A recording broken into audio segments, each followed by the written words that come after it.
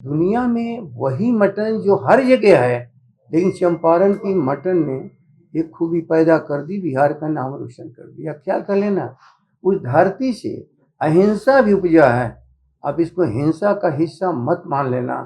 यह एक चीज है कि उस वर्जिन फॉरेस्ट को जिसको हम लोगों ने सुरक्षित रखा था। मटन और जगह तो हर जगह है, हर जगह मुझे लगता है कि मटन होता है, अलग अलग डिशेज हैं, लेकिन चंपारण ही मटन इतना ज़्यादा फेमस क्यों है?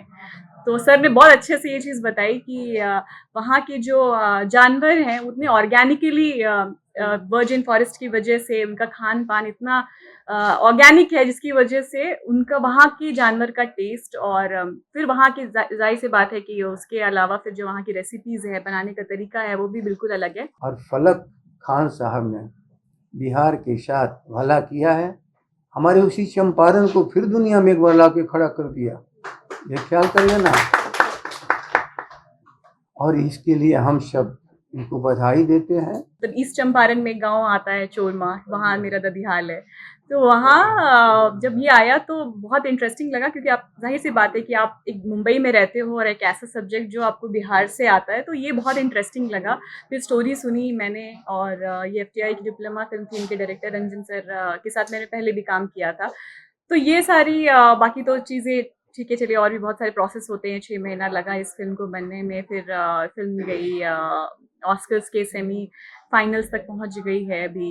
यदि वह जंगल नहीं रहता, वो घास के मैदान नहीं रहते, तो उस घास को चरने वाले जितने हमारे हर्बीवर्स हैं, ख्याल कर लेना, फिर उसके वह चारों तरफ मिलने वाला मांस मटन एक खूबी के साथ कैसे दुनिया में नाम कर लेता है। कुछ भी हो जाए, चाहे हालत कुछ भी हो, मेटाफर के तौर पे मटन को यूज किया गया है। हार नहीं मानते हैं, और मुझे लगता है कि हम सब एग्री करेंगे इस चीज से। बकरी के मांस को किस ढंग से बनाया जाए और किस ढंग से दुनिया के सामने, और जिसके लिए चंपारण मटन इसका नाम पड़ा, इसके पीछे सबसे वहाँ की पर्यावरण की खूबी है। उस खूबी की चर्चा कर रहा हूँ जिसके चलते यह दुनिया में नाम इन्होंने कमाया है। केवल यह एक नए तरह के डिश की बात नहीं है। एक बकरी के मांस को किस ढंग से बनाया जाए और किस ढंग से दुनिया के सामने, और जिसके लिए चंपारण मटन इसका नाम पड़ा, इसके पीछे सबसे वहाँ की पर्यावरण की खूबी है। वो हमारा वर्जिन फॉरेस्ट है, ख्याल कर लीजिए।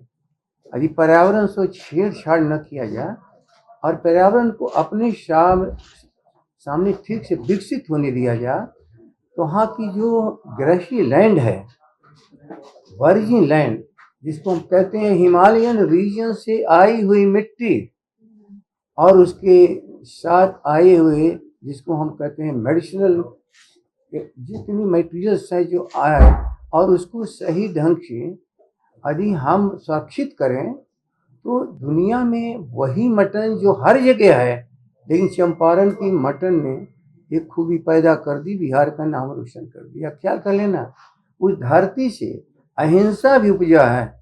अब इसको हिंसा का हिस्सा मत मान लेना। यह एक चीज है कि उस वर्जिन फॉरेस्ट को जिसको हम लोगों ने सुरक्षित रखा था, अनेक तरह की इसमें विकृतियां आई थी, अनेक तरह के उसमें कॉन्ट्रैक्टर्स घुस चुके थे, और लगता था हमारे ये फॉरेस्ट नहीं बचेगा।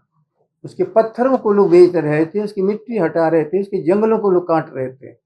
लेकिन 99-2000 के आसपास उस पूरी जंगल को बचाने का, जिसको सेंचुरी भी है, हम लोगों ने प्रयास किया।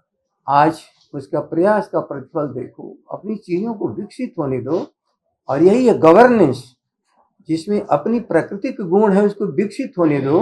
बाकी कोई चीज़ आपको करना नहीं पड़ेगा, बाधा मत उसमें डालिए।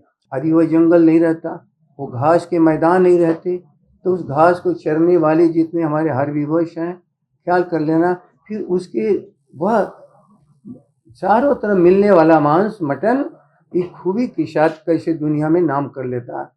और फलक खान साहब ने बिहार के साथ भला किया है, हमारे उसी चंपारण को फिर दुनिया में एक बार ला के खड़ा कर दिया।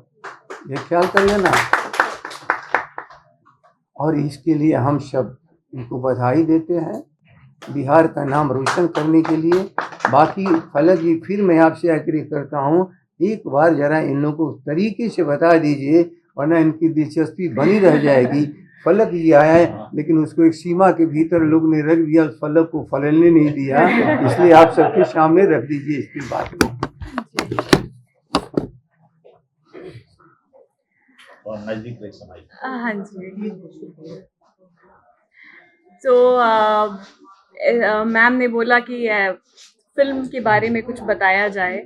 चंपारण मटन जो हमारी फिल्म की टाइटल है, सर ने चंपारण मटन हमारी फिल्म की जो टाइटल है, जिसके बारे में हम सब बात कर रहे हैं, सर ने बहुत अच्छे से बताया कि सही बात है, मटन और जगह तो हर जगह है, हर जगह मुझे लगता है कि मटन होता है, अलग अलग डिशेज़ हैं, लेकिन चंपारण ही मटन इतना ज़्यादा फेमस क्यों है। तो सर ने बहुत अच्छे से ये चीज़ बताई कि वहाँ के जो जानवर हैं उतने ऑर्गेनिकली वर्जिन फॉरेस्ट की वजह से उनका खान पान इतना ऑर्गेनिक है, जिसकी वजह से उनका वहाँ के जानवर का टेस्ट और फिर वहाँ की जाहिर सी बात है कि उसके अलावा फिर जो वहाँ की रेसिपीज़ है, बनाने का तरीका है, वो भी बिल्कुल अलग है। तो बिहार में रहने के मुझे लगता है कि सब लोग तो ज़रूर जानते होंगे, बट ये फिल्म आई और जब ये मेरे पास ऑफ़र आया इस फिल्म का, तो मेरा ददिहाल भी चंपारण पड़ता है। तो ये बहुत इंटरेस्टिंग लगा मुझे कि मतलब ईस्ट चंपारण में गाँव आता है चोरमा, वहाँ मेरा ददिहाल है। तो वहाँ जब ये आया तो बहुत इंटरेस्टिंग लगा, क्योंकि आप ज़ाहिर-सी बात है कि आप एक मुंबई में रहते हो और एक ऐसा सब्जेक्ट जो आपको बिहार से आता है, तो ये बहुत इंटरेस्टिंग लगा। फिर स्टोरी सुनी मैंने और ये एफटीआई की डिप्लोमा फ़िल्म थी, इनके डायरेक्टर रंजन सर के साथ मैंने पहले भी काम किया था। तो ये सारी बाकी तो चीज़ें ठीक है, चलिए, और भी बहुत सारे प्रोसेस होते हैं, 6 महीना लगा इस फ़िल्म को बनने में, फिर फ़िल्म गई ऑस्कर्स के सेमी फाइनल्स तक पहुँच गई है अभी।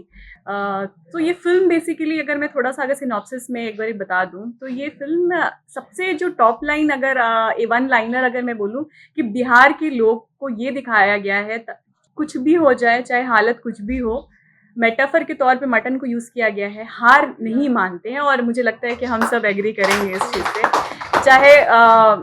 चाहे हालात जो भी हों फ़ाइनेंशियल, चाहे लॉकडाउन के बाद की जिस कहानी दिखाई गई है, और हम सब ने बहुत लंबा लॉकडाउन झेला है, तो हम सब बहुत समझ सकते हैं उस तकलीफ़ को, और अगर आपके घर में फ़ाइनेंशियल क्राइसिस है, तो वो और बेहतर समझ सकते हैं कि हर दिन खाना रात में खा रहे हैं, सुबह कैसे होगा, ना बाहर जा सकते हैं, ना पैसे आ रहे हैं घर में।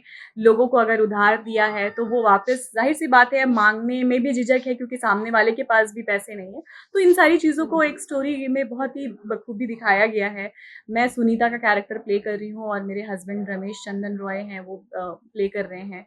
तो और इन सब के बावजूद एक हस्बैंड-वाइफ जो एक बिहार की जो टिपिकल मतलब हँसी ठिठोली भी कर रहे हैं, मज़ाक भी कर रहे हैं, उस सिचुएशन में मतलब देखा जाए तो उसी की समझिए ताना-बाना है एक फ़िल्म, और बहुत अच्छे से ऑर्गेनिकली बनाई गई है फ़िल्म। जैसे ऑर्गेनिक हमारे पेड़-पौधे हैं चंपारण के, उसी तरीके से हम लोगों ने भी कोशिश की है कि बिल्कुल ऑर्गेनिक तरीके से काम किया जाए, और बतौर अभिनेत्री मैंने पूरी कोशिश की है कि जब आप लोग फ़िल्म देखेंगे, क्योंकि अभी ये फेस्टिवल्स में फ़िल्म है, तो ये ऑफ़िशियली नहीं है, बट हम लोग प्राइवेट स्क्रीनिंग्स करा रहे हैं, अलग-अलग जगह जहाँ पे लोग देख सकते हैं।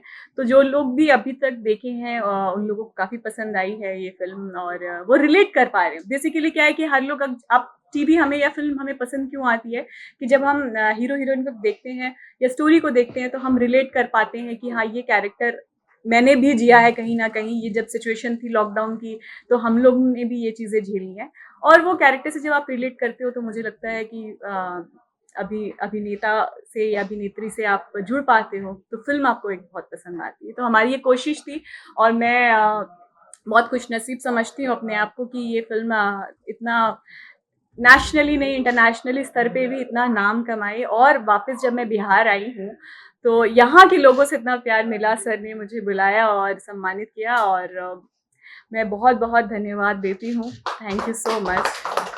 आप अपना काम करिए।